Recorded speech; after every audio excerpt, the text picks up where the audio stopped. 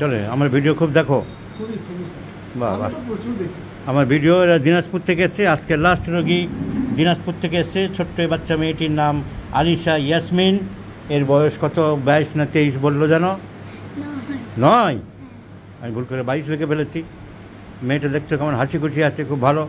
শুধু বয়সটা আমি ভুল করে ফেললাম। আজকে শেষ রোগী। এখন এইসব ফুটফুটে বাচ্চাগুলো এসছে দিনাজপুর থেকে। বাড়িতে আছি, কি করে ফেরাবো? তাই সব কাজ বাদ দিয়ে এদেরকে দেখতে হলো। কিন্তু এই আলিশার একটা সাংঘাতিক সমস্যা হয়ে গেছে। ওর হঠাৎ বাম দিকের নিচের মাড়িতে ফুলে উঠলো, আর ফুলতে ফুলতে একেবারে বড় টিউমার হয়ে গেল।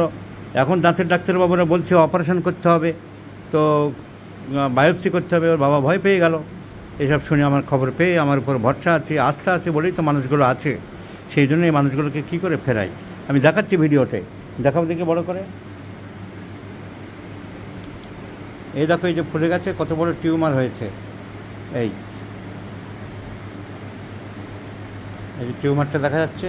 হ্যাঁ, এখন শব্দ করো জোরে।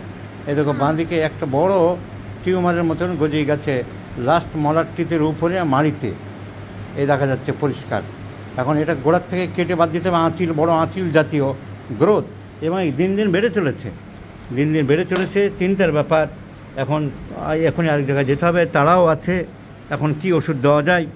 তো এই ফুটফুটে বাচ্চা মেয়ে, হাসি খুশি, শান্তশিষ্ট। লেখাপড়ায় ভালো। ফসফরাসের সাথে অনেক মিল আছে। ওদের এক আত্মীয় একবার ফসফরাস দিয়েছিল, এই ব্যাপারে না, সেটা অন্য ব্যাপারে। এটা ব্লিডিং হচ্ছিল বলে দিয়েছিল। ওই এটা মাঝখানে ব্লিডিং হয়েছিল, এখন আর হয় না। প্রথম দিকে হয়েছিল, এটা লাগলে মাঝে মধ্যে ব্লিডিং হয়, এখন আর হয় না। তো ব্লিডিং হচ্ছিল। ওদের রিলেটিভকে একজন হোমিওপ্যাথি ডাক্তার, সেই ব্লিডিং ফসফরাস দিয়েছিল। কিন্তু ভূতের ভয় পাই, ভূতের খুব ভয় পাও। দেখেছ ভূত? ভূত দেখেনি, কিন্তু ভয় পাই। ভূতের ভয় পায়। ঠান্ডা স্বভাবের আছে, খুব রাগী বদমাইশ এরকম নেই। যেমন হাসি ভালো, তেমনি ওর ব্যবহারও ভালো। আবার যোগা ব্যায়াম ট্যায়াম জানে। তো আলিশা ইয়াসমিন, বয়স 25। কি আবার ভুল করলাম নাকি? হ্যাঁ, ওই আবার ভুল করেছি আমি। বয়স 9, 25 নয়। তা এই যে বয়সটা হয়েছে, তা এই ঠান্ডা স্বভাবের মেয়ে এখন ক্যালকিরা কার্ভের গ্রোথের, সফট গ্রোথের উপরে কাজ থাকে।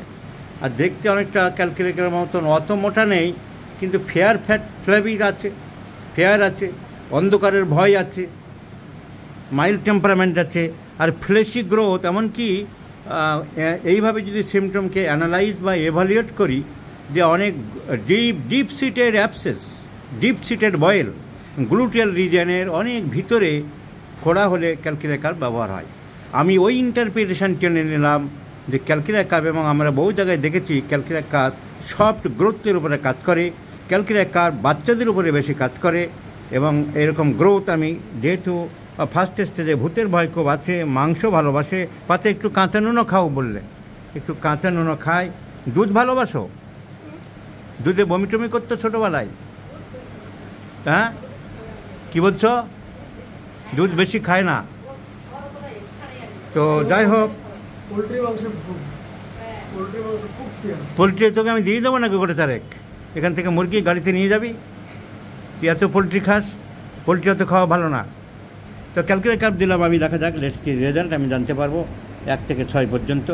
দেখো, ওষুধ দিচ্ছি, তবে এটা বেশি দিন ফেলে রাখা যাবে না। আমি 2-4 বার দেখলেই বুঝতে পারবো। যদি না হয় তাহলে অপারেশন করতে হবে। আমি এখান থেকে ভালো সার্জন দিয়ে করিয়ে দেবো।